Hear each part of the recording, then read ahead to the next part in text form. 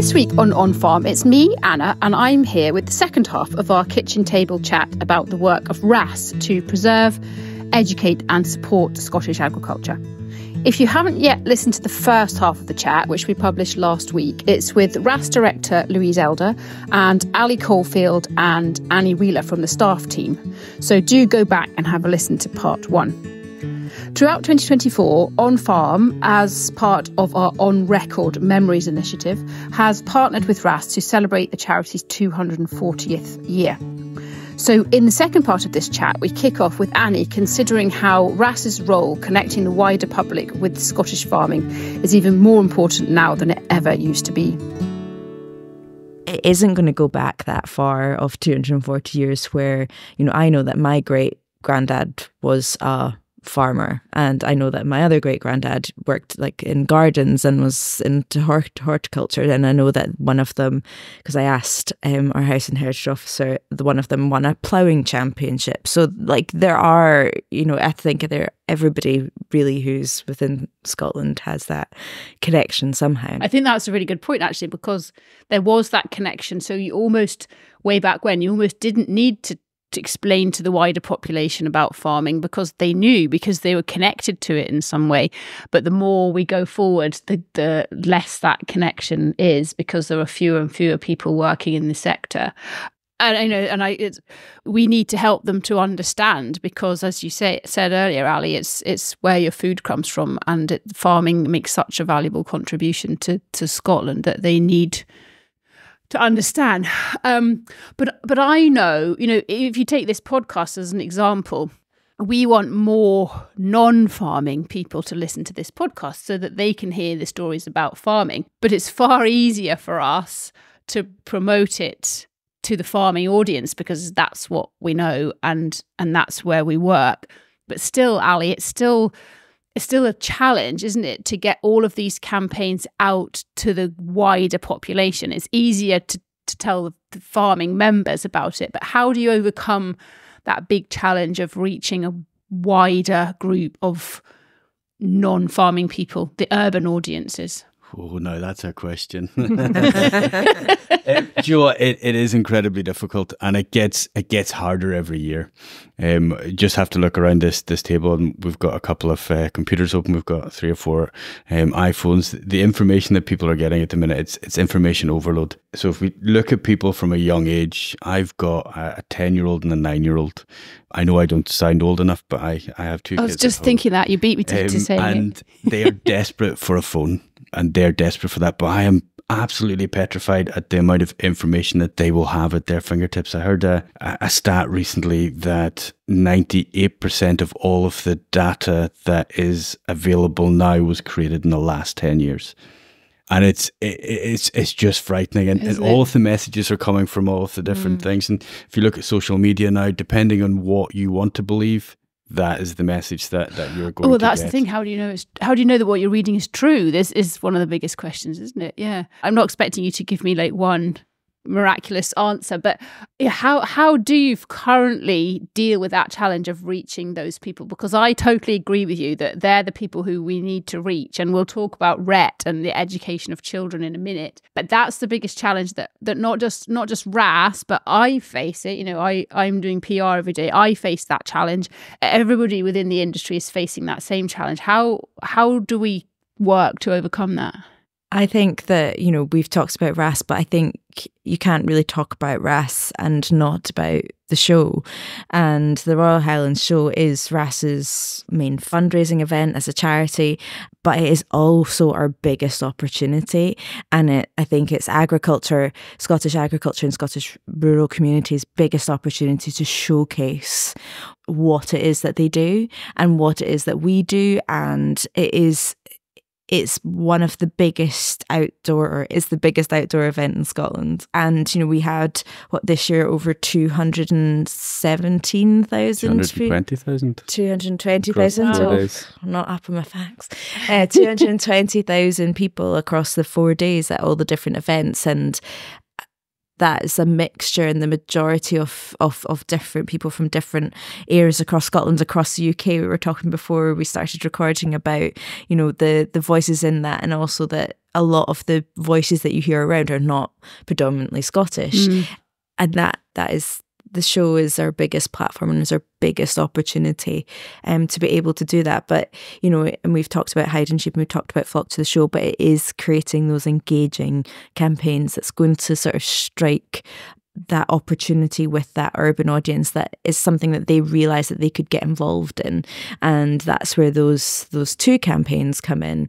And then the show is also a event. It's one of the best family day outs. There's not very many, I don't myself have children, but I understand that there's not very many family day outs that you can get that's a full 9 hours for £75. That kind of leads us on, you know, the challenge of which we all face. And I wish that I could wake up one morning and have the solution, but the challenge that we all face is reaching our messaging out to a wider group of people, particularly non-farming people in our case. But RHASS also claims to preserve, support and educate. And I think probably educate is one of the key words that we want to focus on here. So can we all of us talk a little bit more about this educate? You know, we've said we've talked all morning about how we want to get the key messages out to a wider population, which kind of is education, or it's at very least it's learning.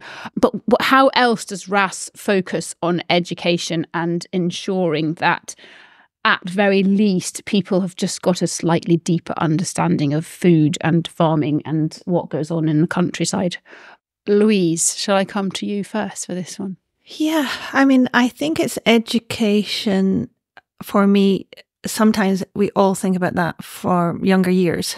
I mean, it definitely is so encouraging to see, especially at the show, the engagement at the Discovery Centre at Red. But I suppose for me, it's gone through my family's lives as well, that education piece. So I do remember seeing them in that centre, just absolutely gleeful, you know, just experiencing everything that they can about food production. So, and handling that food and making that food. But for me, it goes right through to I am still being educated. You know, at my age, I am not from farming originally. I'm a townie from Glasgow. But I was explaining to someone yesterday about my hens and just all of the, and she turned to me and she said, "Oh, Louise, you've changed." So there's always an education there. With RHET, it's so important for RHASS and that relationship to deliver the impact that is required for us to educate where we can with enthusiasm, excitement, but in the current times of the media that's available. So you can talk to a farmer on Instagram, and I just absolutely love that. And if you get a chance, you just have to go and witness farmers being asked these questions that are just pure joy, but very difficult to answer. And you see that juxtaposition of a child, you know, saying, "But I don't quite understand that," and the farmer going, "Oh, that's actually a very complicated answer. That's quite scientific." But Katrina, as executive officer, that's what she loves, because she loves being able to deliver through the science, through, you know, the scientific experiences to children who are enjoying that in their STEM research. So that goes up to say early teens. But then thereafter, I think the education is where we can support our young leaders within farming. So a lot of them may be involved in their farming succession, but not quite ready to be the farmer. How do you take over from 40 years experience when you've only had maybe 4 months at harvest? How do you do that? So we support a cultivating, Cultivating Leaders Programme through SAYFC. Sorry. Yes, thank you. Well done. On ball there, Annie. So our young farmers then, that's the delivering that part of education for them, and that gives them the experience to ask those questions at home, but perhaps to do diversification or within their own workplace, to be the voice. You know, say, well, I think that is a very good initiative, but have you thought about that in those terms? So it's helping to fund education, I believe, and I think, to keep educating, throughout. And so what you're saying really then is providing education and funding education through RHET, which I'm biased because I'm a trustee, but it's an amazing charity. The number of children, I'm going to do what you did earlier. 16,000 children every year to farms. 16,000 children go to farms every year, but then you've also got farmers going into classrooms. You've got children coming to the Discovery Centre. Everything's completely free of charge, including all of the resources on the website. I mean, it's amazing. But you're right, Louise, it's over and above that, what we also need to do, which is being done, is to support our own to become educated, but also educators.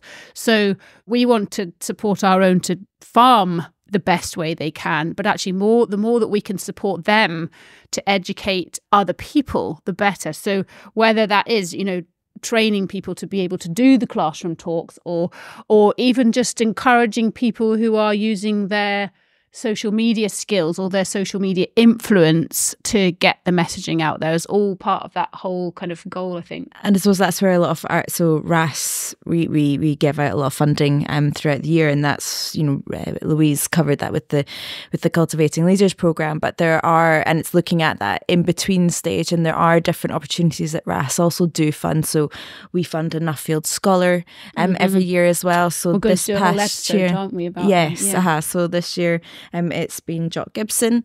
We've had Claire Taylor the year before. Vic Ballantyne. Vic Ballantyne. You've got Caroline Miller, who's doing great things for Scottish agritourism. Penny Montgomery, who is Chief Executive of Scottish Young Farmers. And, that our new one is coming up very shortly. And it's looking at all those different funding mechanisms that we have available to us as a charity to be able to help fund that additional education piece. But it's also looking, I suppose, internally as well, and looking at the team that we have. So, we talked about social media, for instance, and Katrina Brown, who was on the podcast as part of 240 Stories as well. Oh, I didn't mention her earlier. I'm really sorry, Katrina and Russell. I'm sorry. Go back and listen to them as well, please. Brother and sister team. They're amazing.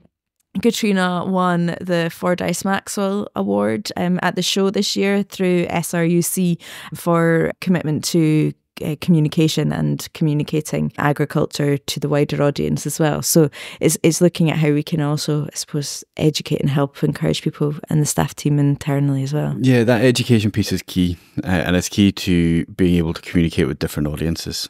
So we've got RHET, and when we're talking to the audience of this podcast, everybody will know what RHET is, and everybody will know the benefit I hope so. that RHET has. Taking 16,000 kids to farms across Scotland is absolutely huge. But the impact that RHASS has with the Nuffield Scholarship and funding those individuals through, I've mentioned Caroline Miller and what she's doing with Scottish agritourism, bringing the World Agritourism Conference to Scotland next year, which is absolutely huge, and taking people through their career.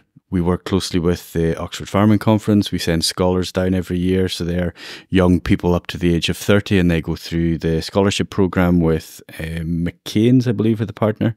We've got the OFC Inspire, and we've got board members, directors and staff team that go to those conferences up and down the country. With our new chair, Mr. Logan, we're now building relationships in Central Europe with DMG, where we are looking at exchange programs, sending our top talent over there so they can learn while taking their top talent and learning here. And I think one of the key things we mentioned earlier on as well, with the show being the showcase for Scottish agriculture, the Royal Highland Show is still internationally renowned. Oh, yes. This year at the show, we had people from Kazakhstan, from Argentina, from Japan, Australia, New Zealand, North America, Canada, 7 or 8 European countries, all coming to learn from the great and the good of Scottish agriculture, because it is seen as an international leader, and we need to push that forward, and that is what RHASS is currently trying to do. And that also, to add to what Ali said, we had so many people at the show this year, a lot of it down to also hosting the RASC conference as well, which we funded 3 young farmers to go to. And, we're doing a piece with them on the different testimonials that they're going to give to us. But I suppose it allows people to make those connections. And is it Jenny Brunton who went to Singapore and then has travelled the world now with all the different connections that she's met? So it's looking at all the different opportunities that there are. It's about the networking and about the learning, and that, I suppose, Louise, what you were saying about that continual education and growth as well. And I don't think there's anybody could ever know everything about agriculture. No, well, no, and I suppose that's it. You've got to kind of educate from within if you then want the voices to spread that message without, you know. And I guess, you know, you need those people who've got the passion, but you've also got to have the mechanism to support them as well, and that's what RHASS is providing here. So yeah, we're going to let you all off the hook fairly soon. We have been recording for quite some time, but I did want to ask, and I don't know who's going to stick their hand up first for this one. Let's see. Ali. Ali's being nominated because I think they know what's coming. If you read the agricultural press, which I do, most people do, you know, there has been some stuff lately about RHASS and its finances. Is it spending too much money? Is it spending its money in the right places? And I think we would be remiss not to cover that and to talk about that today. So if people are sitting at home listening to this, questioning the investments that RHASS has made, particularly in the 240 years celebrations and events, what would you say to them? How do you justify that expenditure in terms of what it's delivering, and maybe quieten some of those critics? Yeah, look, the financial situation at RHASS has been well documented over the last year, 18 months. My colleague Alan has spoken very openly on a separate podcast, and I think that went down very well, because there's lots of issues in the background that have affected lots of different areas. We've come through the sector, and what we deliver has had a seismic change in the last 4 years. We went through a global pandemic. The world is completely different now. I think the question on the 240 years of stories and different activations, we work very closely with partners to make sure that these activations are self-funded. So we make sure that we're not spending additional revenue in areas that it doesn't need to be spent. So from Flock to the Show to Hide and Sheep to 240 years of stories, we rely heavily on partners and sponsors. HR Grey Haulage were the key supporters behind Flock to the Show. They looked after the logistics of taking those 38 sheep to over 300 locations across Scotland. The mileage was phenomenal, and that level of support was huge. We had 38 individual sponsors who supported each individual sheep and the stories that they've told. And in 240 years, we've got partners across the sector. And when we talk about the exhibition, which will go on tour in the next couple of years, Ivor Williams have provided the trailer. They're going to kit it out, all free of charge as sponsorship and as charitable giving to the society, so that we can spread that story. Mm-hmm. And yeah, I guess, you know, as we've said, you can't realise any of these ambitions without using opportunities like 240 years to be able to deliver that storytelling, and it can't be done for free, I suppose, at the end of the day. So that makes a lot of sense. The exhibition, do you want to tell us a bit more about that now? It wasn't on my list of questions. I think we'll keep just brought it up. We'll edit edit that bit out then, Dave. Not make reference to that. I mean, I suppose it can be alluded to. You can come back. Yeah, it's it's currently a work in progress. Yeah, we need further planning, but it's definitely it will take everything from the last year, and it will take it to local communities up and down Scotland, where people can interact with the farming community and general public. It'll be elements of the last 240 years. It'll be looking towards the next 240 years, and we'll have moving pictures and voices, and it's just that sort of social history bit. Annie's broken into a cold sweat because we've not sat down to discuss She's this. in charge of delivering It's just about taking our social history on tour, reconnecting with our members, with people that the sector as a whole, going out and having those conversations, those face-to-face conversations, because if you don't have those face-to-face conversations, then you can't make a difference or you can't get the correct answer, and it goes back to that bit about information. Do you know if that information is correct? It all comes down to you can tell by the colour of somebody's eyes. Well, it's not that their eyes change. It's not that their eyes change colour if they're lying. It's not like a mood ring. Looking into their eyes. Yes. Looking into their eyes, Yeah. you can see if it's genuine. Yes. And that's one of the key things that we want to do. And so we can maybe reconnect. I think we're going to even have more to tell us. and Ali and I have fully discussed. Yeah, well, and we should probably record inside the exhibition, whatever form that takes. Watch this space. just be constant bickering. We've talked about the challenges. You know, I love every one of our listeners of this podcast. I would like more people from non-rural areas to listen because I think they'd benefit. But probably the majority of our listeners are not necessarily farming, but live in rural Scotland. So what would you say to them to encourage them to engage further with RHASS, and not just in terms of going to the Highland Show, which many of them probably do anyway, but how do you think they could potentially benefit with engaging with any elements of what RHASS does? Because I can tell, Louise, you get so much from it, but not everybody has to be a director of the society in order to be involved. How would you encourage people to be involved in some way? Well, I think that they should be encouraged, I guess, to know who their director is. But to do that, perhaps, fundamentally is to become a member of the society. You can become an annual member, a term member, or a life member. And I think through that, the communications that come from us in terms of newsletters or the engagement that we're offering can be something that they could look forward to. But also, and that would be for the activities throughout the year, but also leading up to the crescendo of the show with some of the campaigns that go on, like the hide and sheep. They would know about that in advance, take part in that, and actually give us ideas of what they might like to see too. But definitely membership, which there are very many benefits, and one of them being that the attendance for 4 days at the show and access to the members' pavilion, which is really fairly special with its position just, at the main ring, and many other benefits. But I think, first of all, think about becoming a member. Ali, how else would you like to see more people from rural Scotland engaging with the society? One of the main things is, as Louise has mentioned, is looking at membership. If rural Scotland and Scottish agriculture is something that you firmly believe in and you're not a member, why are you not a member? That is how we can get our voice out to as many people as possible. Like and share information that you see on social media. Support this podcast and others like it. Share it to your non-farming contacts.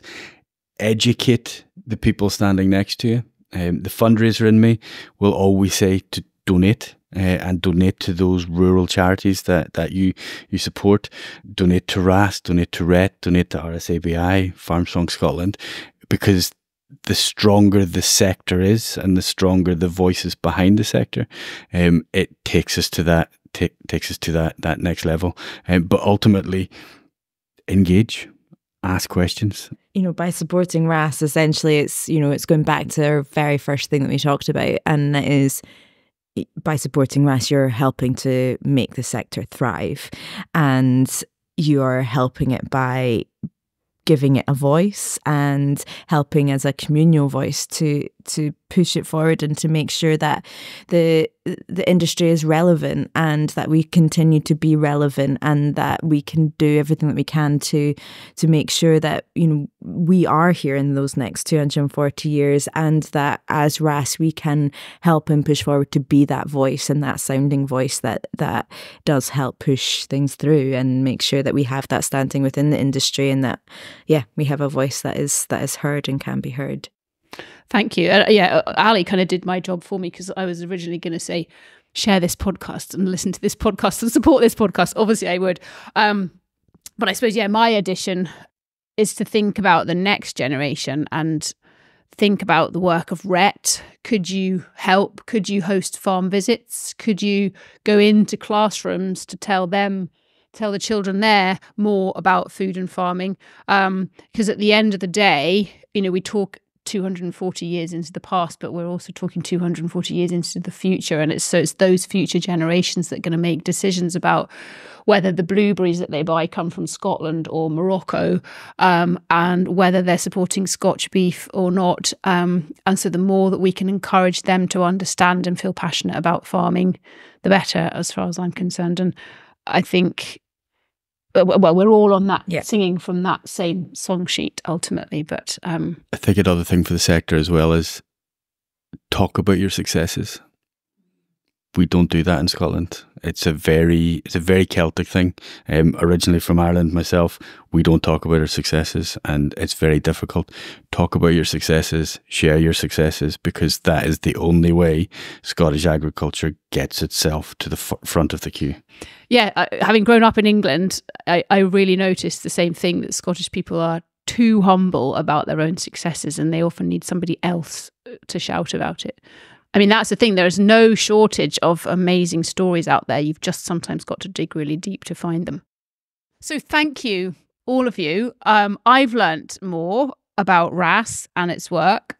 Whilst we've been able to showcase more of it here, there's a huge amount still that goes on behind the scenes. And I know you all work incredibly hard. And Louise, you give up your time for nothing to do this, and it's phenomenal. So thank you very much. No, it's been a real pleasure to have you here, and I've learnt quite a few things as well, just in conversation. Thank you. Good. And you didn't find it too nerve-wracking? I did at the beginning, but I think it was the state of my kitchen. It's an immaculate kitchen. No, or my scones, but everything worked out fine. Ali, thank you as well. Did you enjoy this? I would love to say that I loved every minute of it, but I hated every minute of it. I like to stay in the shadows, and I will disappear back after this. But thank you very much. You made it very easy. Well, you all did a great job. And Ali, thank you to you as well. Yeah, no, thank you very much. And thank you for all the work that you've done on the 240 podcast so far. Well, you're welcome. As ever, this podcast was brought to you by the team at Scene&HerdPR and Marketing. So do head on over to our website to learn a little bit more about what we do. So that's www.scene&HerdPR.co.uk. Thanks once again to Bespoken Media, who edit our podcasts, and this episode was edited by Antonia Gospel, who is a multi-track audio fellowship fellow working with Bespoken Media.